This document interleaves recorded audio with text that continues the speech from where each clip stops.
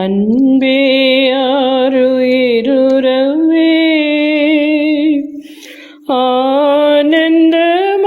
ஆனந்தமானந்தமே அன்பே அன்பே அன்பே ஆருயிருவே ஆனந்தமானந்தமே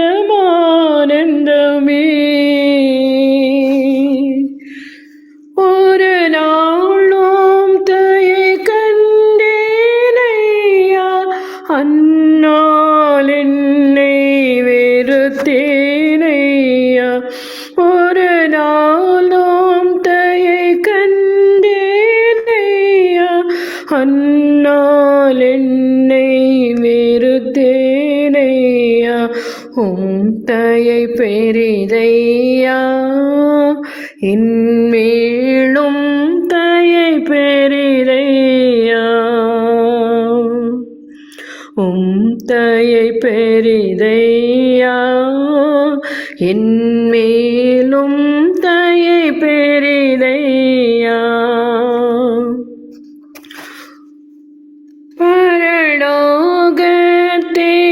பரலோகத்தேனருமை பொருளே நரலோகமே அன்பேனையா பரலோகத்தின் அருமை பொருளே நரலோகமே அன்பேனையா ஆலமறிவேனோ அன்பின் ஆலமறிவேனோ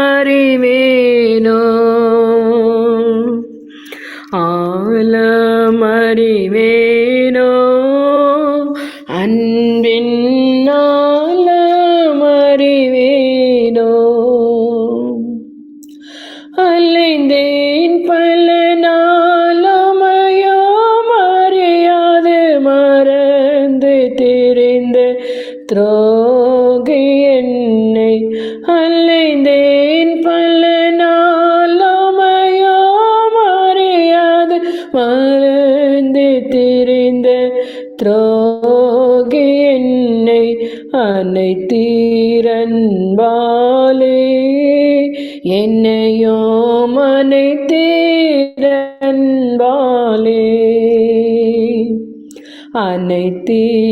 அனைத்தீரன்பாலே என்னையோ அனைத்தீரன்பாலே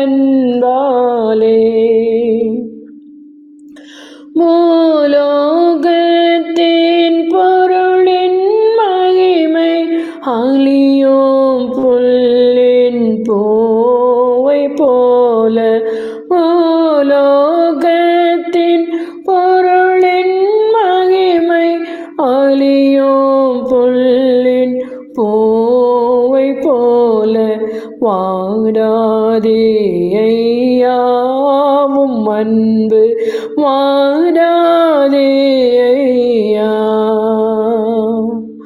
வாராதே ஐயாவும் அன்பு வாராதே ஐயா அன்பே அன்பே அன்பே ஆருயிருவே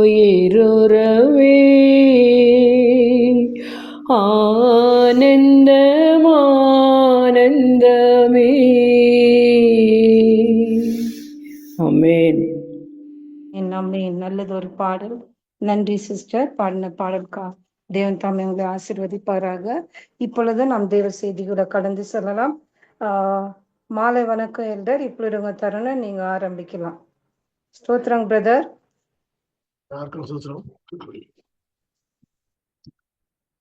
தேவனுடைய பரிசுத்த நாமத்துக்கு கனவும் மகிமையும் சதா காலங்களிலும் உண்டாவதாக.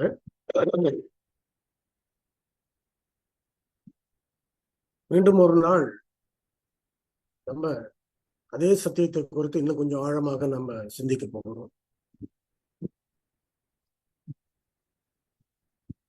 இன்றைய தினத்திலே லவோதேசியா சபைக்கு ஒரு வித்தியாசமான மனம் திரும்புதல் அல்லது ஒரு ரிப்பன்டன்ஸ் தேவைப்படுகிறது. லவோதிக்கேயருக்கு ஒரு வித்தியாசமான மன ரிப்பன்டன்ஸ் தேவைப்படுகிறது. மற்ற இதுவரையிலும் நாம் படித்த பொதுவான அந்த மனம் திரும்புதலை விட சிறிது மாற்றமான மனம் திரும்புதல் லவோதிக்கேயருக்கு இருக்கிறது. அதை குறித்து தான் நாம் படிக்க போகிறோம். இது மற்ற சபைகள் லவோதிக்கேயரை பற்றி படிக்கிறதுக்காக அல்ல, நாம அந்த லவோதிக்கேயுடைய காலத்துல இருக்கக்கூடிய இந்த மீதமான மக்களாக இருக்கிறபடியினாலே நமக்கு இந்த சத்தியம் கொடுக்கப்பட்டிருக்கு.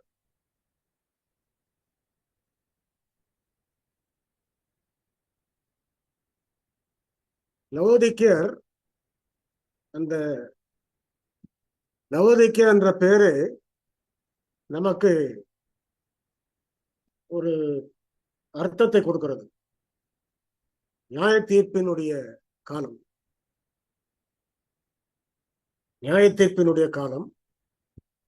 அந்த நியாய தீர்ப்பின் காலத்திலே பரலோகத்திலே நடக்கக்கூடிய அந்த பாவ நிவாரண நாளில் அந்த நேரத்தை கடந்து செல்லுகிற ஒரு சபை. சரி, ஆண்டவராகிய கிறிஸ்து பரலோகத்துக்கு போன பின்பு 1844 வரைக்கும் அவர் அந்த பரலோக ஆசரிப்பு கூடாரத்தில் இருக்கக்கூடிய முதலாம் பகுதியிலே தன்னுடைய ஊழியத்தை அவர் செய்து கொண்டிருந்தார். 1844 வந்த பிறகு அதிலிருந்து அந்த 2300 ராப்பகல் தீர்க்க தரிசனம் முடிந்து அதற்கு பிறகு அந்த பாவ நிவாரண நாளிலே கிறிஸ்துவானவர் மகா பரிசுத்தத்துக்குள்ள போய் ஊழியம் செய்கிறார்.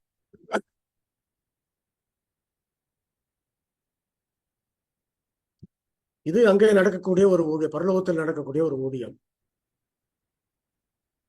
இதிலே நாம் நேற்று வரை நாம் படித்தது இந்த முதலாம் கூடாரத்தினுடைய முதலாம் பகுதியிலே பரிசுத்த ஸ்தலம், மகா பரிசுத்த ஸ்தலம் இருக்கிறது. அதிலே பரிசுத்த ஸ்தலத்திலே மட்டும் நடந்த ஊழியங்களை குறித்து தான் நாம் படித்திருக்கிறோம். ஆனால் இந்த ரிப்பன்டன்ஸ் அப்படின்றது 2 ஃபேஸ் அதுக்கு இருக்கிறது, 2 பகுதிகள், அல்லது 2 பக்கங்கள் அதுல இருக்கிறது. ஒன்று அன்றாட பலியினாலே பாவங்கள் மன்னிக்கப்படுகிறது. 2வது, மன்னிக்கப்பட்ட பாவங்கள் மன்னிக்கப்பட்டதை தவிர அந்த ரெக்கார்ட்ல இருந்து நீக்கப்படல. ஆகையினால அது என்ன செய்கிறது என்றால், பாவ நிவாரண நாளிலே அந்த மகா பரிசுத்தத்துக்குள்ள சென்ற பிரதான ஆசாரியன் அந்த பாவங்களை சுத்திகரிக்கிறார். மனம் திரும்புதல் அப்படின்ற ஒரு சத்தியத்துல 2 பகுதிகள் இருக்குது நமக்கு. ஒன்று பாவங்கள் மன்னிக்கப்படணும், அடுத்தது பாவங்கள் சுத்திகரிக்கப்படணும். 2 பகுதியினுடைய ஊழியங்களும் முடிஞ்சால்தான் முழுமையான மனம் திரும்புதலுக்கு ஒரு அர்த்தம். இப்பொழுது நம்ம பார்க்கக்கூடிய காரியம், இந்த கிறிஸ்துவுடைய ஊழியம் கடைசி ஊழியமானது, அந்த பாவ நிவாரண நாளுடைய ஊழியம் முடிவடையும் பொழுது, அந்த வேலை முடிகிற நேரத்தில் அந்த இளைப்பாறுதலின் காலம் வருகிறது. அந்த இளைப்பாறுதலின் காலத்துல தேவனுடைய ஜனங்கள் பின்மாரியை பெற்று அவர்கள் ஊழியத்தை செய்ய ஆரம்பிக்கிறார்கள். ஆக இது ஒரு கடைசி நேரம். இந்த நேரத்திலே ஆண்டவராகிய இயேசு கிறிஸ்து முதலாவது பாகத்திலே தன்னுடைய ஊழியத்தை செய்து முடித்துவிட்டு 2ஆம் பாகத்திற்கு அவர் பிரவேசித்த போது, அட்வந்த விசுவாசிகளாகிய நாம என்றாலும் ஒன்றாக கூடினோம். இதுதான் 7ஆம் நாள் அட்வந்த சபையினுடைய ஒரு ஆரம்பம். சரி, இந்த ஆரம்ப கட்டத்தில் இருந்தக்கூடிய இந்த முதலாம் கூடாரத்தில் இருக்கக்கூடிய அந்த ஊழியத்தை நிமித்தமாக கிறிஸ்து சிலுவையில் அறையப்பட்டதையும் அதனாலே மனம் திரும்புவதையும் பாவ அறிக்கையையும் செய்யக்கூடிய ஜனங்களையும் அது குறிக்கிறது. அந்த நேரத்திலே பூமியிலே இருந்த எல்லா கிறிஸ்தவர்களுமே அந்த வேலையிலே ஈடுபட்டார். அவ்வளவு பேருமே கிறிஸ்துவை ஏற்றுக்கொண்டார்கள். கிறிஸ்துவை ஏற்றுக்கொண்டு தங்களுடைய பாவங்களை அறிக்கையிட்டு அவர்கள் மன்னிப்பை பெறுவதற்காக போராடினார்கள். இந்த போராட்டத்திலே எல்லா கிறிஸ்தவர்களும் கலந்து கொண்டார்கள். எல்லோருமே ஏக சபையாக அந்த நேரத்திலே கூட்டமாக அவர்கள் அந்த பாவ அறிக்கைக்காகவும் மனம் திரும்புவதற்காகவும் அவர்கள் ஜெபித்தார். ஆனால் 1844 சம்பவம் வந்தபோது அங்கு இருந்த எல்லா கிறிஸ்தவர்களுமே அந்த பாவ நிவாரண நாள் சத்தியத்தை அவர்கள் ஏற்றுக்கொள்ளல. அதை ஏற்றுக்கொள்ளாதபடிக்கு அநேகர் அந்த ஆசரிப்பு கூடாரத்தினுடைய விசுவாசத்திலே தங்கிவிட்டார்கள். ஆக நமக்கு தெரிந்த சபை சரித்திரத்தின்படியாக ஆரம்பமானது 7ஆம் நாள் அட்வென்டிஸ்ட் சபையின் ஆரம்பமானது உலகம் முழுவதும் இருக்கக்கூடிய மக்கள் மத்தியிலே வெறும் 25 பேர்கள் தான் அந்த ஐக்கியத்திலே பங்கு கொண்டார்கள். அப்படி பங்கு கொண்டது நிமித்தமாக அவர்கள் தான் அந்த பாவ நிவாரண நாளின் சத்தியத்தை ஏற்றுக்கொண்டு அவர்கள் தன்னுடைய வேலையை செய்வதற்கு ஆரம்பித்தார்கள்.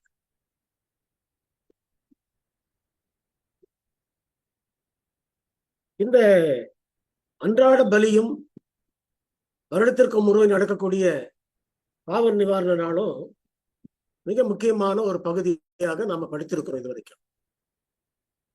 ஆனால் அதே நேரத்தில் இந்த 1844 சம்பவத்தை குறித்து அம்மையார் ஏர்லி ரைட்டிங்ஸ் என்ற புத்தகத்துல 55வது பக்கம், 56வது பக்கம், 261வது பக்கம், இந்த 3 பக்கங்களிலே அவர் கூறுகிறார். தயவு செய்து உங்களுடைய கரங்களிலே பேனா பேப்பர் இருக்குமானால் அதை குறித்துக் கொள்ளுங்கள். ஏர்லி ரைட்டிங்ஸ் பக்கம் 55, 56, பக்கம் 261. அதிலே அவர்கள் என்ன சொல்லுகிறார்கள்?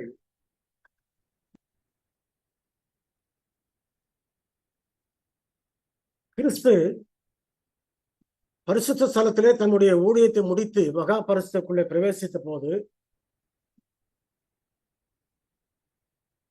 அந்த மகா பரிசுக்குள்ளே போன பிறகு ஒரு கூட்டம் மட்டும் அவர் மகா பரிசுக்குள்ளே போன போது அவரோடு கூட போகாதபடிக்கு, அதாவது இந்த 25 7ஆம் நாள் அட்வென்ட் விசுவாசிகள் ஆரம்பத்தில் இருந்தார்கள் இல்லையா, அவர்கள் கூட சேராத மற்ற கிறிஸ்தவ சபைகள்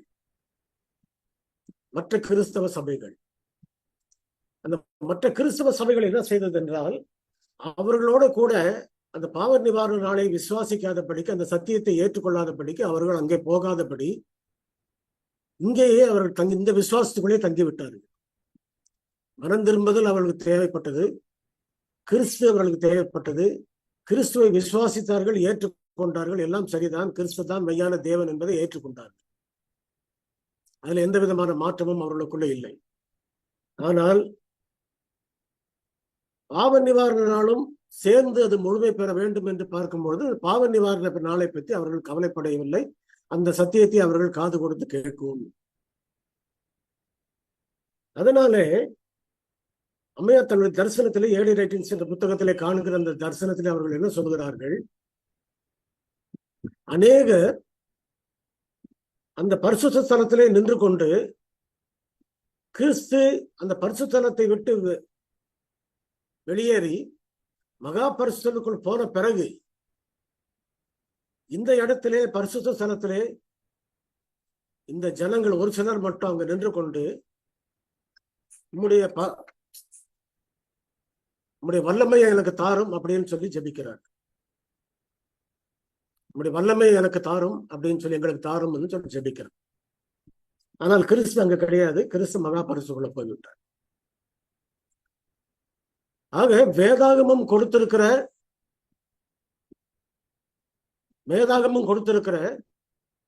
முழுமையான சத்தியத்தை ஏற்றுக்கொள்ளாதபடி ஒரு பகுதியை ஏற்றுக்கொண்டார்கள், இன்னொரு பகுதியை விட்டுவிட்டார்கள். இதுதான் இன்னைக்கு கிறிஸ்தவர்கள் மத்தியில செய்யக்கூடிய தவறு. நம்முடைய தனிப்பட்ட வாழ்க்கையில கூட சில பாவங்களை நாம விட்டுறோம், ஆனா சில பாவங்களை நாம நேசிக்கிறோம். அந்த பாவங்களை நம்ம விடுறதுக்கு மனசு வர்றது இல்லை. ஆகையினால எப்பவுமே நம்ம என்ன செய்கிறோம் என்றால் அந்த பாவத்தை நம்ம இழுத்து கைகளே வைத்துக் கொண்டு பிடித்துக் கொண்டு பாதுகாத்துக் கொண்டு, அதனால என்ன ஆகிறது? முழுமையான மனம் திரும்புதலும் முழுமையான பாவ அறிக்கையும் ஏற்படுறது. இங்கே இந்த கிறிஸ்தவர்கள் செய்த காரியம் மகா பரிசுத்தத்துக்குள்ளே போவதற்கு அந்த பாவ நிவாரண நாளை விசுவாசிக்காதபடி, அதாவது பாவனமானது சுத்திகரிக்கப்படுகிறதை அவர்கள் விரும்பாதபடி, சத்தியத்தையும் வசனத்தையும் தேவன் வைத்திருக்கிற திட்டத்தையும் அவர்கள் மறுத்து, அவர்கள் எதிர்பார்த்தது, அவர்கள் கேட்டது இது ஒன்றுதான். நாங்கள் கிறிஸ்துவை விசுவாசிக்கிறோம், அவரிடத்திலே நாங்கள் ஜெபித்துக் கொள்வோம்.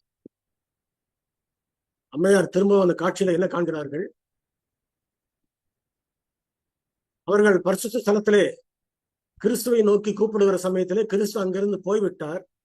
ஆனால் அங்க கிறிஸ்து இல்லாத நேரத்திலே அவர்கள் எப்படி கிறிஸ்துவை நோக்கி கூப்பிட முடியும்? அவர்கள் சொல்லக்கூடிய இந்த தீர்க்க தரிசன காட்சியிலே அவர்கள் பார்க்கக்கூடிய காரியம், சாத்தான் தன்னை கிறிஸ்துவை போல சாயலோடு அந்த பரிசுத்த ஸ்தலத்திலே அந்த அவர் உட்கார்ந்திருந்த சிம்மாசனத்திலே அவன் வந்து உட்கார்ந்து கொண்டு இங்க இருக்கக்கூடிய அந்த பரிசுத்தலத்தில் இருக்கக்கூடியவர்கள் சத்தியத்தை விசுவாசிக்காதபடியினாலும் தீர்க்க தரிசனங்களை சரியாக புரிந்து கொள்ளாதபடியினாலும் அவர்கள் அதை எல்லாவற்றையுமே அலட்சியமாக அப்புறப்படுத்தினதுனால என்ன செய்தார்கள்? இந்த இடத்துல இருந்து கொண்டு கிறிஸ்து தான் அங்கு இருக்கிறார் என்று நம்பி அவரிடத்திலே, அந்த சாத்தான் இடத்திலே அவர்கள் கோரிக்கைகளையும் விண்ணப்பங்களையும் ஏறெடுக்கிறார். வெளிப்படுத்தல் நம்ம 7ஆம் அதிகாரத்திலே பார்க்கும் பொழுது, 14ஆம் அதிகாரத்திலே பார்க்கும்போது, ஆட்டுக்குட்டியானவர் எங்கே போனா எங்கே சென்றாலும் அவரை பின்பற்றுகிறவர்கள் இவர்களே அப்படின்ற வசனத்தை படிக்கிறோம். ஆட்டுக்குட்டியானவர் பரிசுத்த ஸ்தலத்திலே இருக்கிற வரைக்கும் அவரோட கூட இருந்தோம். அவர் மகா பரிசுத்தக்குள்ள போன பிறகு நாம அங்க போயிடணும். அதுதான் வசனம் கொடுக்கிற கட்டளை நமக்கு. ஆனால் அதை மீறி நான் அது வரைக்கும் வரமாட்டோம், நாங்க இங்கேயே இருக்கிறோம் அப்படின்னு அவங்க சொன்ன அந்த வஞ்சகமான ஒரு அலட்சிய போக்குக்கு சாத்தான் உடனே அந்த நேரத்தை பயன்படுத்தி கொண்டு தன்னை கிறிஸ்துவின் சாயலிலே அந்த பரிசுத்த ஸ்தலத்திலே கிறிஸ்து உட்கார்ந்திருந்த அதே சிம்மாசனத்திலே அவனும் வந்து உட்கார்ந்து கொண்டு அவர்களுக்கு கேட்கிற அந்த வல்லமையை அவர்களுக்கு கொடுக்கிறான். அவனுடைய வல்லமையை கொடுக்கிறான். அவனுடைய வல்லமையை அவர்கள் பெற்றுக்கொண்ட போது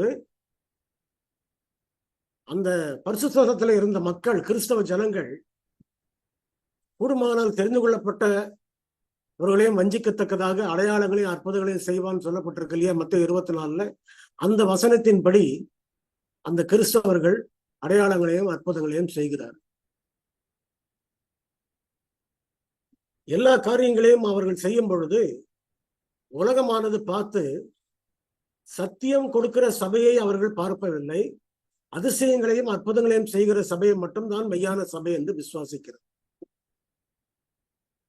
கடந்த வாரத்தில் கூட நம்முடைய ஆலயத்திலே இந்த சத்தியத்தை குறித்து நான் விளக்கமாக சொன்னேன்.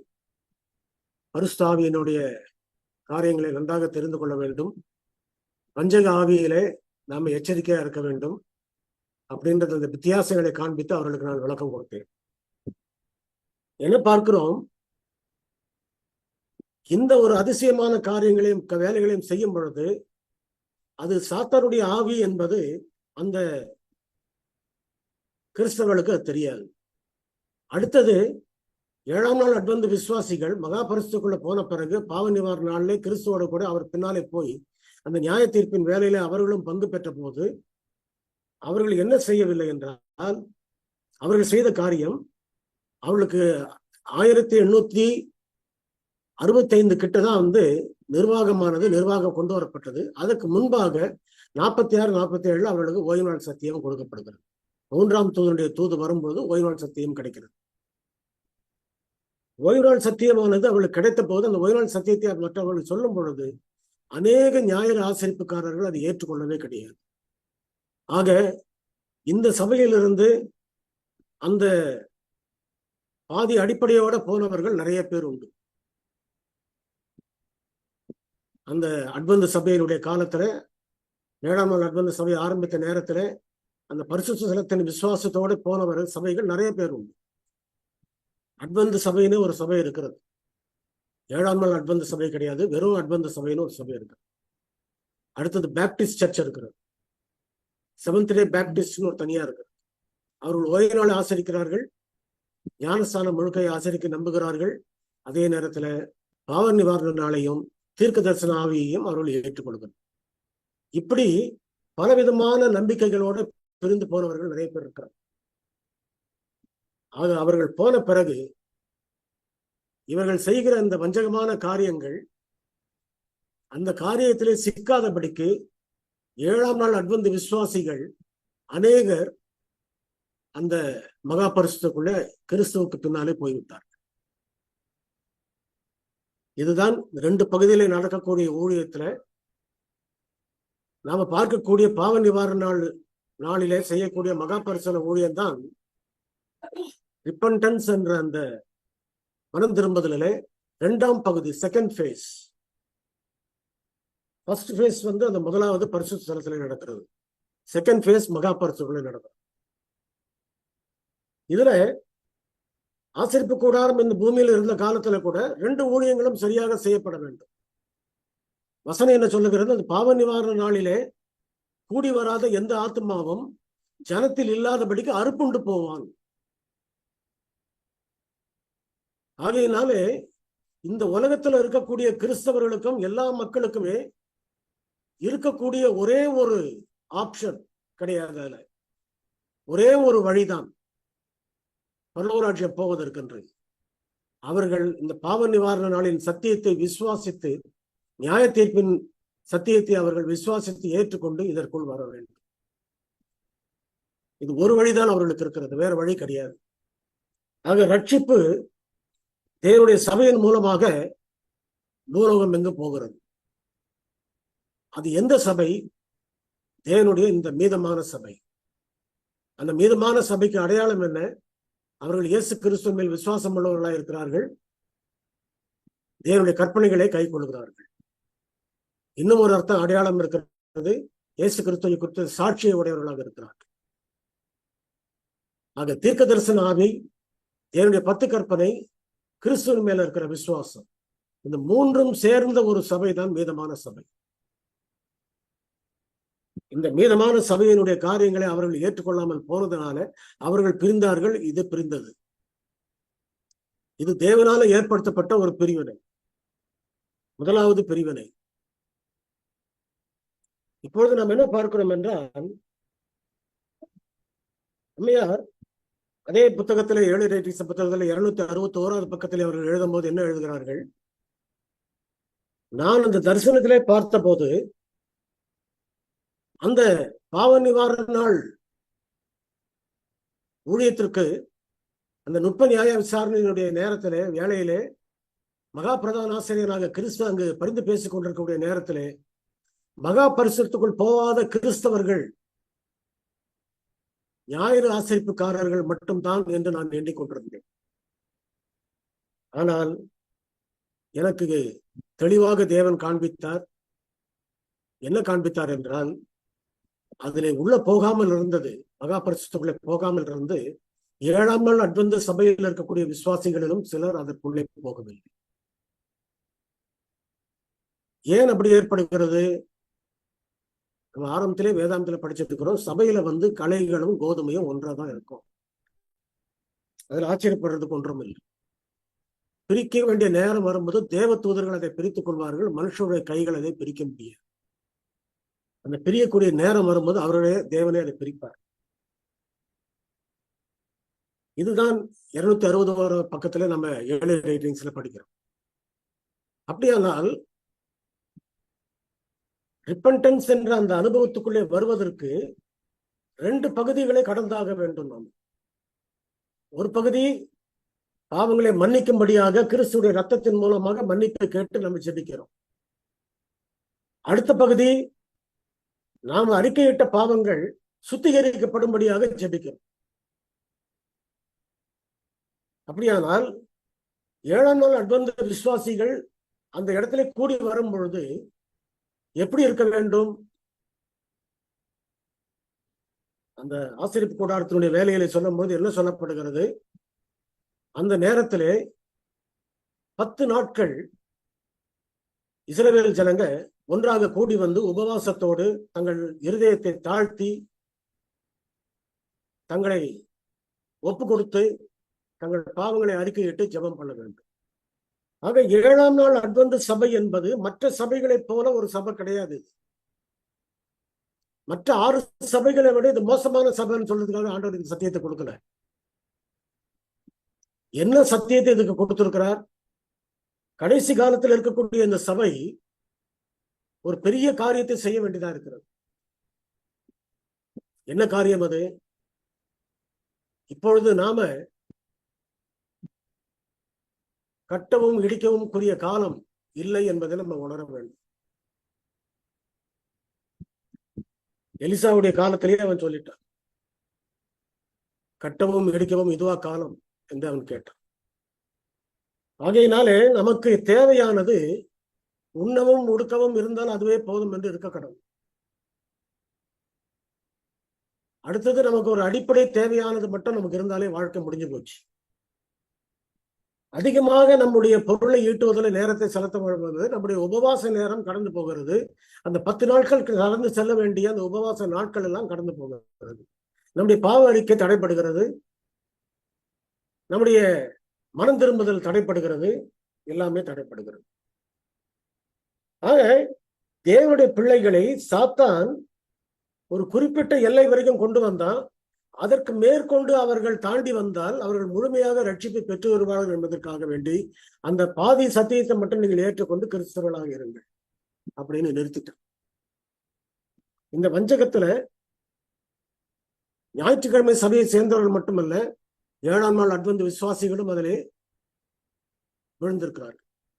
அதைதான் அம்மையார் சொல்லுகிறார். அப்படியானால் இந்த மனம் திரும்புதலை பற்றி, பாவ நிவாரண நாள் மனம் திரும்புதலை பற்றி என்ன சொல்லப்பட்டிருக்கிறது? இந்த பாவ நிவாரண நாள் மனம் திரும்புதலுக்கு இன்னொரு பெயரை அம்மையார் கொடுக்கிறார்கள். அது வேதாகமத்தில் இந்த வார்த்தை கிடையாது. ஆனால் அந்த ஊழியமானது அப்படிப்பட்ட ஊழியமா இருக்கிறபடியினால அந்த பெயரை அவர்கள் பயன்படுத்துகிறார். வேதாகமத்திலே இல்லாத சில பெயர்கள் இருக்கிறது. அதுல இதுவும் ஒன்று. என்ன பெயர் அது? நுட்ப நியாய விசாரணை என்று சொல்லப்படுது. இன்வெஸ்டிகேட்டிவ் ஜட்ஜ்மெண்ட் சொல்லப்பட்டிருக்கு. இந்த நுட்ப நியாய விசாரணையில தேவனுடைய ஜனங்கள் அவருடைய பாவங்கள் மிகவும் ஆழமாக தோண்டி தோண்டி துருவி துருவி பார்க்கப்பட்டு ஸ்க்ரூட்டனைஸ் பண்ணி அதை ஆண்டவர் வெளிப்படுத்துகிறார். அந்த காரியங்களை குறித்து நாம சில குறிப்புகளை நம்ம படிக்கிறோம். என்ன குறிப்புகளை படிக்கிறோம் என்றால், பைபிள் கமெண்ட்ரி என்ற புத்தகத்திலே வால்யூம் 5 பக்கம் 1152, பைபிள் கமெண்ட்ரி வால்யூம் 5 பேஜ் 1152, 1152. அதிலே அவர்கள் என்ன சொல்கிறார்கள்? The work of restoration can never be thorough unless the roots of evil are reached. நம்மை திரும்பவும் புதுப்பிக்கக்கூடிய அந்த வேலையில அது அந்த தீமையினுடைய வேர்களை சென்று அது அடையும் வரை அது முழுமை பெறாது. தீமையினுடைய வேர்களை சென்று அடையும் வரை அது முழுமை பெறாது. நம்ம வேதாந்தத்துல படிக்கும்போது என்ன படிக்கிறோம்? யாக்கோப்பு இல்ல பேதுருன்னு நினைக்கிறேன். அதுல சொல்லும் போது அவர் என்ன சொல்லுகிறார்? வேரையும் குப்பையும் அழிப்பேன் அப்படின்றார். என்ன வேறு அது? நாம பாவம் செய்கிறோம் என்றால் பாவம் செய்வதற்கு முன்பாக அது வேரூன்றி போயிருக்கிறது இருதயத்துல. அது இருதயத்துல வேரூன்றி போயிருக்கக்கூடிய அந்த பாவம், அந்த பாவத்தை நம்முடைய பாவத்தன்மையினாலே பார்க்க முடியல. எந்த பாவமும் நமக்கு உணர முடியாது. காரணம் என்னவென்றால் அந்த உணர்வை நம்ம இழந்து விட்டோம் பாவத்துக்கு பிறகு. ஆதாம் ஏவாள் அந்த உணர்வை அவங்க அப்பவே இழந்துட்டாங்க. பாவம் செய்த பிறகு தாங்கள் பாவம் செய்திருக்கிறோம் அப்படின்றத அவங்களால சரியா ஒத்துக்க முடியல, ஏற்றுக்கொள்ள முடியல. அவங்க என்ன செய்தாங்க, தேவன் மேல குற்றத்தை சாட்டினாங்க, சர்ப்பத்து மேல குற்றம் சாட்டினாங்க. இப்படி ஒருத்தருக்கு ஒருத்தர் குற்றம் சாட்டினாங்களே தவிர யாருமே நாங்கள் பாவம் செய்தோன்றதை ஏற்றுக்கொள்ளணும். அப்படி அவர்கள் ஏற்றுக்கொள்ளாத பட்சத்துல இந்த பாவத்தை உணரக்கூடிய தன்மை அவர்களுக்கு எப்படி இழந்து போச்சு, அதே போலதான் நாமும் இருக்கோம். ஆகையினாலே நமக்கு அந்த பாவங்களை உணர்த்துவதற்கு ஆவியானவர் நமக்கு உதவி செய்கிறார். ஆவியானவர் நமக்கு உதவி செய்யும் பொழுது வசனம் என்ன சொல்லுகிறது, பரிசுத்த ஆவியானவர் உங்களிடத்திலே வரும் பொழுது சகல சத்தியத்திலும் உங்களை நடத்துவார், பாவங்களை குறித்து கண்டித்து உணர்த்துவார். பாவங்களை குறித்து கண்டித்து உணர்த்துவார்னா எப்படி கண்டித்து உணர்த்துவார்? நாம பாவங்களை பற்றி என்ன நினைக்கிறோம்? ஒரு இஸ்திரி விபச்சாரத்துல மாட்டினா அந்த இஸ்திரி கிட்ட வரும்பொழுது, ஆண்டவர்கிட்ட வரும்பொழுது அவளை அனுப்பி விட்டாரு, மன்னிச்சு அனுப்பி விட்டாரு. அப்ப அவகிட்ட சொன்ன வார்த்தை, மகளே நீ இனி பாவம் செய்யாத.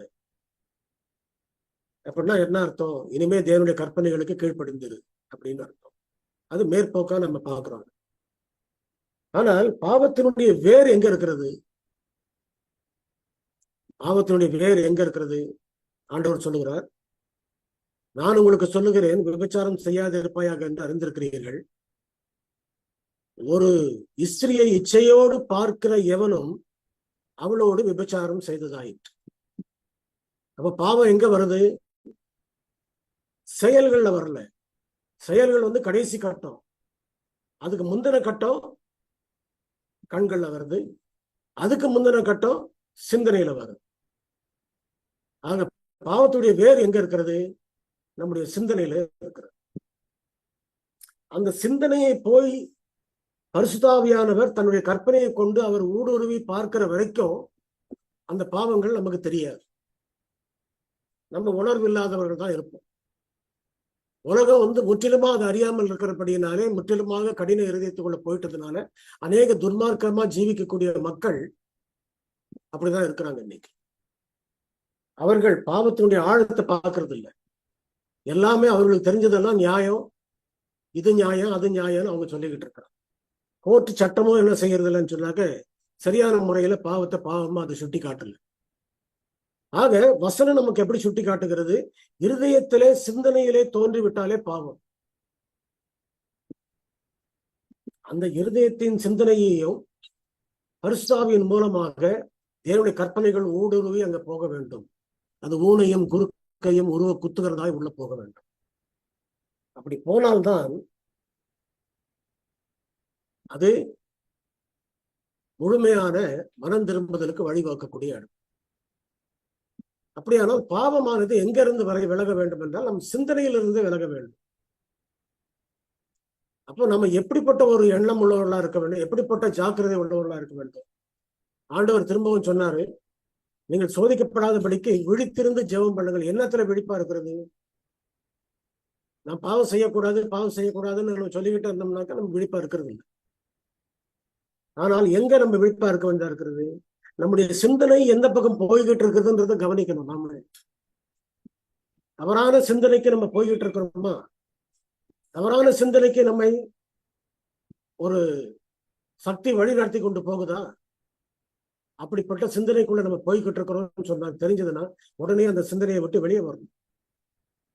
அந்த சிந்தனையை நம்ம டெவலப் பண்ணிட்டே கொண்டு போனோம்னா, அதை நம்ம ஊக்கம் பண்ணிக்கிட்டே கொண்டு போனோம்னா அடுத்தது நம்ம பாவத்துல விழுறதுக்கு வாய்ப்பு உண்டு. ஏவாள் திரும்ப திரும்ப பேசுறதுனாலதான் அந்த பாவம் அதிகமாச்சு அவனுக்கு. ஆதாம் ஏவாளு கிட்ட திரும்ப பதில் கொடுத்ததுனால அவனுக்கு பாவம் அதிகமாச்சு. ஆக எப்ப நம்ம பாவத்தோட டிஸ்கஸ் பண்ணிட்டு உட்கார்ந்துட்டு இருக்கிறோமோ அன்னைக்கு நமக்கு ஆபத்து வரணும். முடிஞ்ச வரைக்கும் பார்த்தாச்சு, இது பாவம் தெரிஞ்சாச்சு, உடனே தூக்கி விசிறி போட்டு நான் போயிடும். அப்படிப்பட்ட ஒரு மாற்றத்தை தான் தேவன் இங்கு விரும்புகிறார். ஆக பாவ நிவாரண நாளிலே நடக்கக்கூடிய ஒரு மாற்றம் அல்லது மனம் திரும்புதல், எப்படிப்பட்ட மனம் திரும்புதல்? அது பாவத்தை வேறு முதல் கொண்டு வேரையும் குப்பையும் அழிக்கக்கூடிய ஒரு காரியம். ஆக இதுவரையிலும் பாவம் செய்தோம், நம்ம முத்திரையிடப்படுற வரைக்கும் நம்ம பாவம் செய்தோம், பின்மாரியை பெறுவதற்கு முன்பாக பாவம் செய்தோம். இப்பொழுது நம்ம எல்லாவற்றையும் விட்டு தேவனுக்கு கீழ்ப்படிந்து அந்த ஐக்கியத்துக்குள்ள வந்துட்டோம். ஐக்கியத்துக்குள்ள வந்த பிறகு இப்போது நம்ம என்ன செய்கிறோம் என்றால், அந்த வேரையும் குப்பையும் எடுத்து போட்ட பிறகு முத்திரை நமக்கு கிடைத்து விட்டது. முத்திரை கிடைத்த பிறகு அவர்கள் திரும்பவும் பாவம் செய்ய மாட்டார்கள் என்ற உத்தரவாதத்தையும் நிச்சயத்தையும் அது கொடுக்கும். இந்த நிலைமை வருகிற வரைக்கும் நம்ம போராட வேண்டியதா இருக்கு. அப்படியானால் நம்முடைய மனம் திரும்புதலினுடைய ஆழமான ஒரு அனுபவம் எப்படிப்பட்ட அனுபவமா இருக்கிறது? மேற்போக்காக மனம் திரும்புதல் வர்றதுனால அது மனம் திரும்புதல் கிடையாது, அல்லது என் பாவங்களை மன்னியும் சொல்றதுனால அது மனம் திரும்புதல் கிடையாது. இப்போ நம்ம என்ன படிக்கிறோம் என்றால், என்ன தெரிந்து கொள்கிறோம் என்றால், சில காரியங்கள் நமக்கு கொடுக்கப்பட்டிருக்கிறது. அதாவது கிறிஸ்துவுடைய காலத்திலே யூதர்கள் அவரை சிலுவையில் அறைந்த போது அவர்களுடைய பாவங்கள், அவருடைய குற்றங்கள் அவர்களுக்கு தெரியாது. ஏனென்றால் தங்களிடத்திலே காணப்படுகிறது காயினுடைய குணம் அப்படின்றது அவங்களுக்கு தெரியாது. நாம நல்லதுதான் செய்யறோம்னு அவங்க சொல்லிக்கிட்டு இருக்கிறாங்க. அவங்களுடைய வசனத்தின் பிரகாரம் விளக்கம் சொல்றாங்க. எல்லாரும் ஜனங்க அழியறதை விட ஒரே ஒரு மனுஷன் சாகிறது நல்லது, ஆகியனாலும் இயேசு கிறிஸ்துவை நீங்க கொண்டு போடுங்க அப்படி செய்தால் சபை பாதுகாக்கப்படும் அப்படின்னு நாங்க நினைக்கிறாங்க. அவங்க செய்யற காரியம் கிறிஸ்துவை கொலை செய்தது சபைக்கு செய்யற ஊழியம் அப்படின்னு நினைச்சிட்டு இருந்தாங்க. அப்படிப்பட்ட காரியத்தை அவங்க நம்பி இருந்ததுனால அவர்கள் அந்த வேலையை செய்தார்கள். இப்போ யாரெல்லாம் அந்த பரம்பரை குணங்கள், நமக்கு அந்த குணங்கள் வந்திருக்கிறது, பழி வாங்கணும்னு நினைக்கிறோம், சரியான நேரத்துல நம்ம மனசை வேதனைப்படுத்தி அனுப்பிடுறோம். ஆண்டவர் சொல்றாரு, அவர் சொல்லும் பொழுது, தன் சகோதரனை மூடன் என்று சொல்லுகிறவன் எரி நகரத்துக்கு பாத்திரமாயிருக்கு. மூடன்னு சொன்னாலே கொலை குற்றம். அப்படியானால் எத்தனை கொலை நம்ம செஞ்சிருக்கோம்? எத்தனை பேரை நம்ம கொன்று அவர்களை அழித்திருப்போம்? இதெல்லாம் நம்ம யோசனை பண்ணி பார்க்கணும். வேதாகமத்துடைய பார்வையில தான் நம்மளை பார்க்கணுமே தவிர உலகத்துடைய பார்வையில நம்ம பார்க்கணும். ஆக அவர் என்ன சொல்கிறார், அந்த கடைசி நேரத்துல இந்த ஜனங்க தங்களுடைய இருதயத்தில் இருக்கக்கூடிய பாவத்தை அவர்கள் உணராத போது இருந்ததனால ஆண்டவர் மரிக்கும் போது சொல்லுகிறார், இவர்கள் செய்கிறது என்னதென்று அறியாமல் செய்கிறார்கள். That is their unknown sin. அறியாத ஒரு பாவம். நாங்கள் சரியாதான் செய்து கொண்டிருக்கிறோம், வசனத்தின்படி சரியாக வாழ்ந்து கொண்டிருக்கிறோம் நம்ம நினைச்சுக்கிட்டு இருக்கோம். ஆனால் ஆவியானவருடைய பலத்தோடு பரிசுத்தாவினுடைய வழிநடத்துதலோடு நம்ம வேதாகமத்தை நோண்டி பார்ப்போமானால், அதை தோண்டி துருவி பார்ப்போமானால், ஆண்டவற்றில் மன்றாடி மன்றாடி மன்றாடி திரும்ப திரும்ப நம்ம ஜெபத்திலே கேட்போமானால், அவர் சொல்லுவார், இந்தந்த இடத்துல உன் இடத்துல பாவம் இருக்கிறது, அதை நீ விட்டுட்டு வெளியே வா. உள்ளபடியே அவருடைய வாக்கு புத்தகங்களை அவர் கொடுப்பதற்கு அவர் காத்து கொண்டிருக்கிறார். ஆனால் நம்ம அறியாமல் விட்டிருக்கிற பாவங்கள் தான் இப்பொழுது நமக்கு தடையாக இருக்கிறது நம்முடைய ஆசீர்வாதங்களை பெறுவதற்கு. பின்மாரியை பெறுவதற்கு பிரச்சனை எங்கேயுமே கிடையாது. நம்ம எத்தனை 1000 முறை ஜெபித்தாலும் ஆண்டவர் கேட்கிற காரியம், நீ அறியாமல் வைத்திருக்கிற உன்னுடைய பாவத்தை நீ விட்டுட்டு வெளியே வா. லவோதியக்கர்கா தான் சொல்றாங்க, நீ அறியாது இருக்கிறாய், நீ திரவிய சம்பானன்னு சொல்ற, ஆனா தரித்திரனா இருக்கிற, நிர்வாணியா இருக்கிற, ஆனா நான் நிர்வாணி இல்லை, நான் வெண்வசனம் உடுத்திருக்கிறேன்ற, இதெல்லாம் நீ சொல்றதுனால நீ இதெல்லாம் அறியாம இருக்கிற ஒரு நிலைமையை குறித்து, அந்த நிலைமையை குறித்து நீ அறியாம இருக்கிறபடினால அதை நீ முதலாவது அறிந்து கொள். பாவத்தை உணர்ந்து கொள். எந்த பாவத்தையுமே இங்க தெளிவா அம்மையார் எழுதுகிறாங்க, எந்த ஒரு பாவத்தையும் நமக்கு சுட்டி காட்டாதபடி ஒரு கம்ப்யூட்டர்ல வந்து டெலீட் பண்ற மாதிரி அவர் டெலீட் பண்ணிட்டு போயிட மாட்டார். அந்த பாவம் என்ன பாவம் என்பதை நாம் உணர்த்தப்பட வேண்டும். அதற்கு பிறகு அந்த பாவத்தை நாம் தெரிந்து கொண்டு அண்டர்ஸ்டாண்ட் பண்ணி அதுக்கு பிறகுதான் அந்த பாவத்தை அறிக்கையிடும். இல்லைனால் என்ன பாவம் நாம் செய்திருக்கிறோம், எங்கள் பாவங்களை மன்னியும் சொல்லிட்டு பொதுவாக நம்ம அறிக்கை எடுக்கிறது பாவ அறிக்கை இல்லை. நம்முடைய பாவ அறிக்கை எப்படிப்பட்ட பாவ அறிக்கை? இந்த பாவத்தை நான் செய்திருக்கிறேன், என் சகோதரனுக்கு விரோதமாக செய்திருக்கிறேன், தேவனுக்கு விரோதமாக செய்திருக்கிறேன், நம்முடைய வார்த்தைக்கு விரோதமாக இந்த பாவத்தை செய்தேன், எடுத்து அறிக்கையிடுறதுதான் இந்த பாவம். ஆக இந்த அறியாமல் இருக்கக்கூடிய பாவம் இருதயத்தில் இருக்கும்போது அம்மையார் இன்னொரு இடத்துல மிகவும் தெளிவாக எழுதுகிறார்கள். அதாவது பைபிள் கமெண்ட்ரியில வால்யூம் 5 1085 பக்கத்தில் அவர்கள் என்ன எழுதுகிறார்கள்? அவர்கள் எழுதக்கூடிய காரியம், சில பாவங்கள் இருதயத்துக்குள்ளே இருந்து மறைந்து கொண்டிருக்கிறது. That is unknown sins. வெளிச்சத்துக்கு வராத பாவங்கள். ஏன் வெளிச்சத்துக்கு வரவில்லை? நாம் பரிசுத்தாவியை சரியாக பெற்றுக்கொள்ளவில்லை, கற்பனையை குறித்து நாம் சரியாக அறிந்து கொள்ளவில்லை. ஆகையினாலே அந்த பாவங்கள் நமக்கு இன்னும் தெரியவில்லை. அப்படி தெரியாமல் இருக்கக்கூடிய பாவங்கள் வாய்ப்பு கிடைக்குமானால் அந்த பாவத்தை நீங்கள் செய்வீர்கள் அப்படின்னு என்ன சொல்லுகிறார்? Every motive the books of heaven record the sins. அப்படிப்பட்ட ஒரு காரியத்தை பரலோகத்தினுடைய புத்தகத்துல எப்படி குறிப்பு கொடுக்கிறது என்றால், வாய்ப்பு கிடைக்குமானால் அந்த பாவத்தை செய்து விடுவோம். வாய்ப்பு கிடைத்தால் கூட இந்த பாவத்தை நான் செய்ய மாட்டேன்னு சொல்லிட்டு யோசிப்பு தீர்மானம் பண்ணு. ஆனால் அப்படிப்பட்ட பாவங்கள் இருதயத்துல இருக்கிற வரைக்கும் வாய்ப்பு கிடைத்தால் நாம் அந்த பாவத்தை செய்து விடுவோம். ஆப்பர்ச்சுனிட்டி வந்தால் கட்டாயம் தான் செய்வோம். அப்படிதான் பரலோக புத்தகத்திலே நமக்கு விரோதமாக ஆண்டவர் எழுதி வைத்தார். அப்படியானால் கிறிஸ்தவ ஜீவியம்ன்றது மேற்போக்கான ஆலயத்துக்கு வருவதிலோ, தசமபாகம் கொடுப்பதிலோ, காணிக்கை கொடுப்பதிலோ, ஓய்வு நாள் ஆசிரிக்கிறேன்னு சொல்லி 7ஆம் நாள் வரும், அதுல கிடையவே கிடையாது. எதிலே இருக்கிறது? நம்முடைய பாவங்களை அவர்கிட்ட மன்றாடி நாள் முழுவதும் கேட்க வேண்டும். நேரம் கிடையாது. 10 நாட்கள் நாம தலை குனிந்து தேவனுக்கு முன்பாக தம்மை தாழ்த்தி உபவாசத்தோடும் ஜெபத்தோடும் அந்த பாவ நிவாரண நாளை தொட வேண்டும். அதெல்லாம் செய்யாதபடிக்கு பாவ நிவாரண நாள்ல வசிக்கிறேன், நானும் செவன்த் டே அட்வென்டிஸ்ட் தான், நானும் இந்த சபையில ஞானஸ்தானம் எடுத்திருக்கிறேன், தேவனுடைய பார்வையில எப்படிப்பட்ட அங்கத்தினராக இருக்கிறோம்? அதுதான் மிக முக்கியமான காரியம். ஆக தேவனுடைய மக்கள் தெரிந்து கொள்ள வேண்டிய காரியம், ஆதி இஸ்ரவேலர்கள் செய்த அதே பாவத்தை நாம் திரும்பவும் செய்வோமானால் அவர்கள் எப்படி ரட்சிப்பை இழந்தார்களோ, எப்படி கிருபையின் காலத்தை இழந்தார்களோ, அதே போலதான் நமக்கு அது ஏற்படும். அதற்கு முன்பாக நம்ம செய்ய வேண்டிய காரியம் என்ன?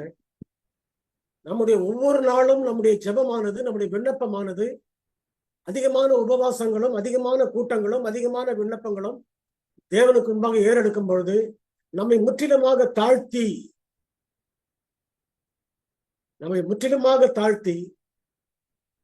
அவரிடத்துல மன்றாடும் பொழுது, நீர் எங்கள் பாவங்களை சுட்டி காட்டும், எங்களுடைய அந்தரங்க பாவங்களை சுட்டி காட்டும், மறைவான குற்றங்களை எங்களிடத்திலிருந்து நீக்கி போடும், துணிகரமான பாவங்களுக்கு எங்களை விலக்கி காரும்.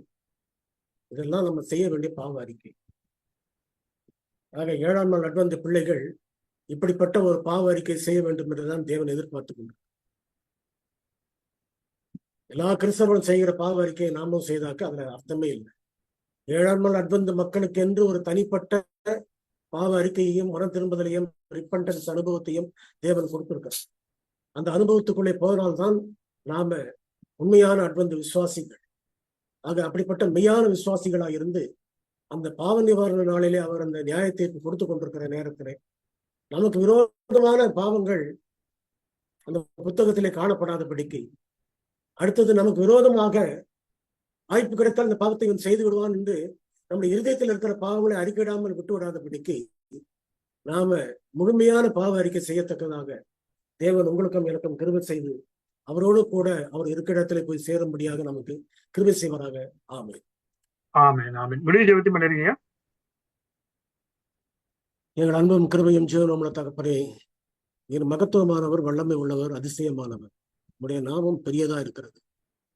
முன்பாக நாங்கள் அற்பர்களும் நீசர்களும் பாவிகளும் மண் என்று நினைவு கூறுகிறோம். சாம்பல் என்றும் புல் என்றும் எங்களை காண குறிப்பு செய்கிறீர். அப்படிப்பட்டவர்களா இருக்கக்கூடிய நாங்கள் முன்பாக வருவதற்கு தகுதி இல்லாதவர்களா இருந்தாலும் உடைய ஒரே பேரான குமாரனை கொடுத்து எங்களுக்கு ரட்சிப்பை காண்பித்து இருக்கிறீர். நாங்கள் கிறிஸ்து எங்களுக்கு காண்பித்துட்டு போன அந்த ரட்சிப்பை பெறுவதற்கு அநேக தடைகளை சாத்தான் கொண்டு வந்தாலும் கூட அவைகள் எல்லாவற்றையும் மேற்கொள்ளத்தக்கதான வெளிச்சத்தையும் சத்திய வசனங்களையும் கொடுத்திருக்கிறோம். உடைய பிள்ளைகளோடு கூட நாங்கள் ஒன்று சேர்ந்து இந்த சத்தியங்களை பகிர்ந்து கொண்டு ஒவ்வொருடைய இருதயத்திலும் அது கிரியை செய்ய வேண்டும். சத்தியத்தை கேட்ட ஒருவராகிலும் இந்த ரட்சிப்பை பெறுவதிலே அவர்கள் பின்வாங்கி போகாதபடிக்கு சத்துருடைய வஞ்சகங்களுக்கும் சூழ்ச்சிகளுக்கும் அவர்களை விடுவித்து காத்து எல்லா தீமைகளுக்கும் விலக்கி காத்து அவர்களை பாதுகாப்பாக உடைய ராஜ்யத்திலே கொண்டு சேர்க்க வேண்டுமாய் கெஞ்சுகிறோம். தொடர்ந்து நீர் ஆசீர்வதியும் வழி நடத்தும் பலப்படுத்தும். இயேசுவின் மூலமான தாழ்மை